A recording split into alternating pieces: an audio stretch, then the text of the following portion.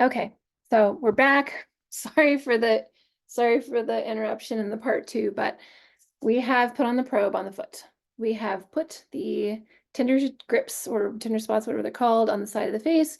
We've already opened and closed them, so we know that they're going to be easy to put on. Now, the next bit is to attach the cannula. This is undoubtedly the hardest part. It stinks to try and get it, taut, but not like if they're trying to sleep, it's like, stretching their nose holes, or, you have it off to the side, getting this centered. And like I said, this is one of those things where I originally tried to have people help me or like hold her, and it just turned out like that all made it really stressful. It's really a one-person job. The other thing I discovered is that, well, I'm sure that there's even more types of infant cannulas than these, but we originally were getting these ones that are labeled, I don't know, 1607, no, 1601-7. They don't have any special name. They just say infant nasal cannula, 7 inches, I guess. These ones are the same thing, except they have the word soft in the middle. These stink. Don't get these. If you get these, give them back. I'll tell you why they stink. 2 reasons, and I'll just open it because it's trash.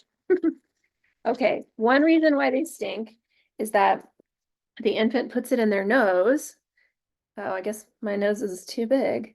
And then it's kind of like a stretchy rubber band kind of situation. So they'll stretch it out and then they'll sprint. And then when they stretch it, it snaps back. It'll end up in their mouth and they suck on it. Or it'll go up on their nose. Or if you've got it quite tight, it's like up by their eyeballs or it's like over here.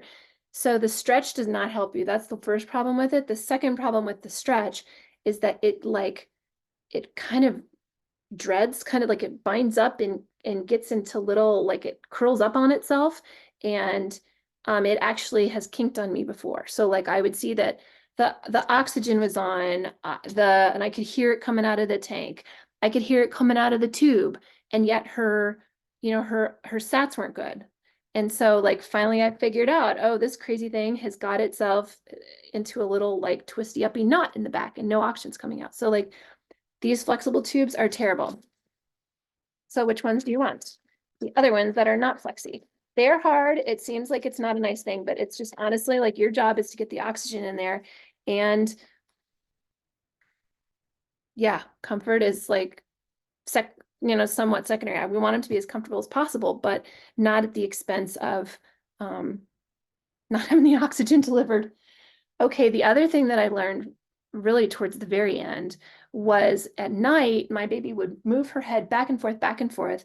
And so you know how these cannulas are tightened with this little, I don't know, circle of plastic? She would move her head back and forth and it would inch this plastic down. And then suddenly she'd have a lot of give on this. She could reach behind and kind of pull it out of the sticker. And so one sort of, nothing will save you from like sometimes you are going to have to go in and fix this. Like it's not, there's going to be nights where you just have to go in and redo the whole configuration. But putting a little piece of tape at the back of the neck behind this little piece of plastic was super, super helpful.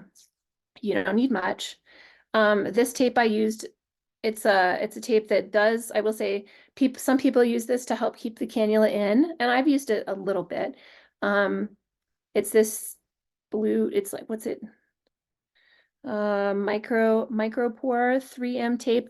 Anyway, the sticky really doesn't hurt their skin at all when it comes off. So it's good because it doesn't stick so hard, but that also stinks. So I suggest before you get ready to do the cannula, let's go ahead and get yourself a little piece of tape ready. Okay, so we'll see how this goes on pretend baby. I'm not sure that pretend baby has nose holes that are going to work for this, but so this is how I would do it. Yeah, pretend baby does not have big enough nose holes, so you're going to have to just bear with me.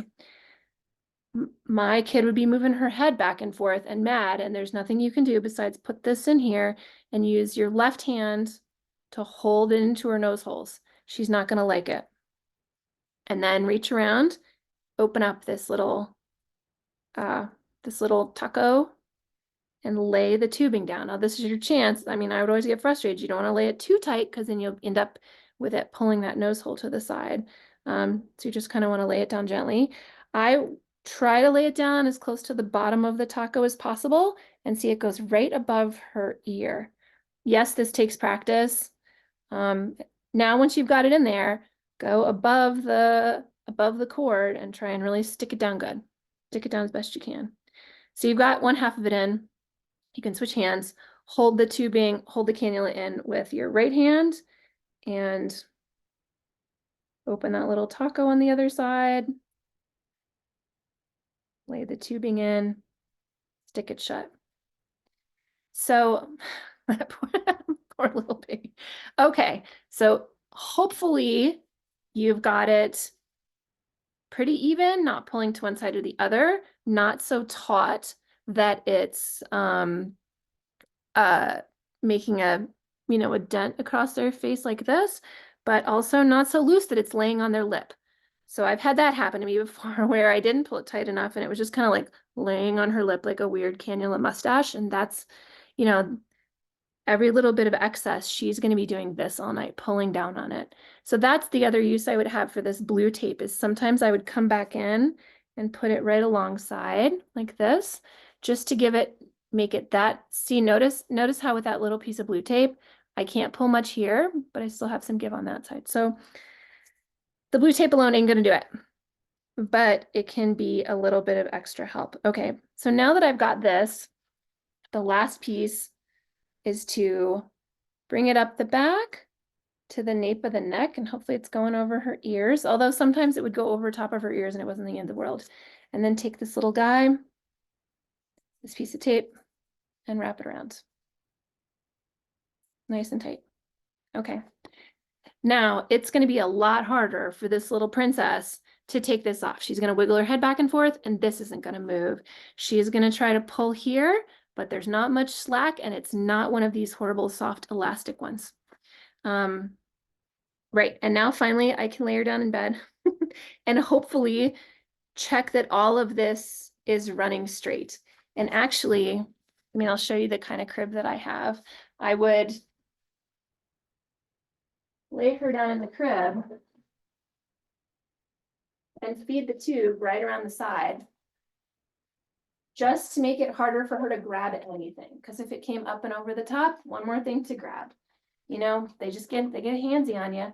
And, you know, for me, I mean, a lot of people, they put the Merlin suit on and then their kids don't fight it. Mine still could touch her face in the Merlin, so it didn't save me.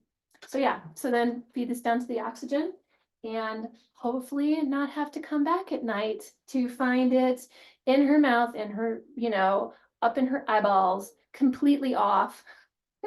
I found all of those things. And so this is just me trying everything I can. If anybody would like to leave comments or say other things that worked for them, or just ask questions or clarification, I'm happy to share what I learned, and I'm grateful that we're done because that was pretty brutal. So for people that are still in the long run of months of home oxygen therapy, I feel you. It'll end one day. That's the best you can, that's the best you can keep in mind, is like, this won't last forever. So good luck out there.